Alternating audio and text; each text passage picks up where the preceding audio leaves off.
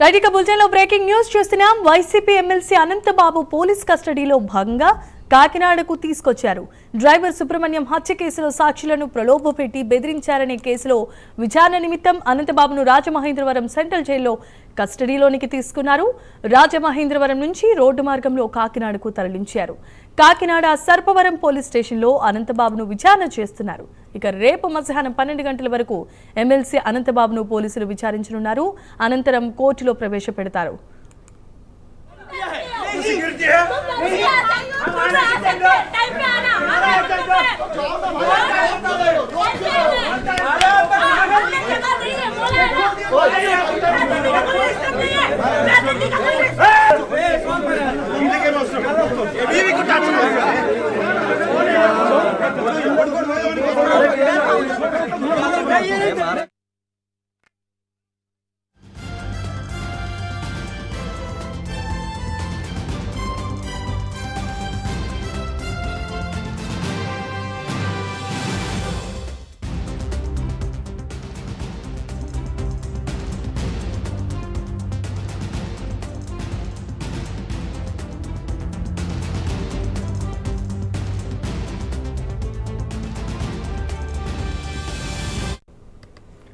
Right ఇక ఇదే అంశానికి సంబంధించి మరిన్ని అప్డేట్స్ ను మా కరెస్పాండెంట్ కామేశ్వరరావు అందిస్తారు. కామేశ్వరరావు చెప్పండి, డ్రైవర్ సుబ్రహ్మణ్యం హత్య కేసుకి సంబంధించి ఇప్పటికే సంచలన విషయాలు వెలుగులోనికి వస్తున్నాయి. విచారణకు సహకరించట్లేదు అంటూ కూడా పోలీసులు ఆయనను కస్టడీలోనికి తీసుకోవడం జరిగింది. ఎలా ఉండబోతోంది ప్రాసెస్?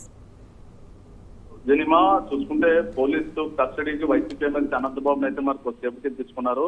అనంతబాబుని ఒక్కరోజు కస్టడీ అనుమతించిన కాకినాడ మొబైల్ కోర్టు అనుమతించిందని చెప్పొచ్చు. దీనికి సంబంధించి గతంలో 2022 మేలో జరిగిన డ్రైవర్ సుబ్రహ్మణ్యం హత్య కేసు సంబంధించి సాక్షుల ప్రలోభ పెట్టి బెదిరించిన కేసులో విచారణ నిమిత్తం అనంతబాబు రాజమండ్రి సెంట్రల్ జైల్లో ఇప్పటికే కస్టడీలో ఉన్నారు. దానికి సంబంధించి అయితే మాత్రం మరి కొద్దిసేపటి కింద కాకినాడ రూరల్ సర్పవరంలో ఆయన మీద పెట్టిన కేసుల నిమిత్తం కాకినాడ సర్పవరం పోలీసులు అయితే మాత్రం మొబైల్ కోర్టును ఆశ్రయించగా వన్ డే అనంతబాబుని కస్టడీకి అయితే మాత్రం కాకినాడ మొబైల్ కోర్టు అనుమతి. దీనికి సంబంధించి అయితే మాత్రం అనంతబాబుని ఇందాకే కాకినాడ సెంట్రల్ జైలు నుంచి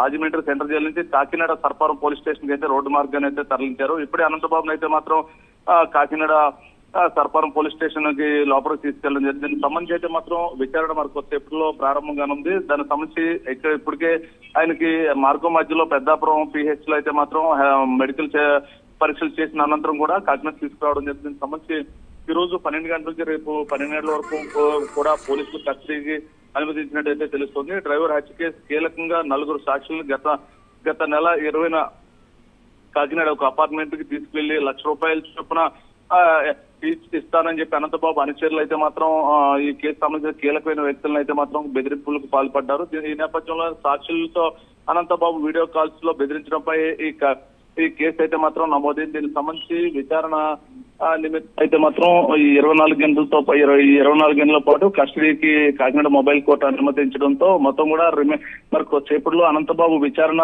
1:30-2 ప్రాంతం నుంచి రేపు మధ్యాహ్నం 12 గంటల దాకా కూడా Kakinada crime police station rural crime police station లో విచారణ జరిగింది. దీనికి సంబంధించి ఇప్పటికే అనంతబాబుకి లోపల తీసుకెళ్లి ప్రస్తుతానికి అయితే అనంతబాబుని అయితే మాత్రం మెడికల్ పరీక్షల అనంతరం కూడా డాక్యుమెంటేషన్ అయితే చూస్తున్నారు. అందరం మరి ఇంకో 1-2 గంటలు అయితే మాత్రం అనంతబాబుకి విచారణ మొదలవుతుంది.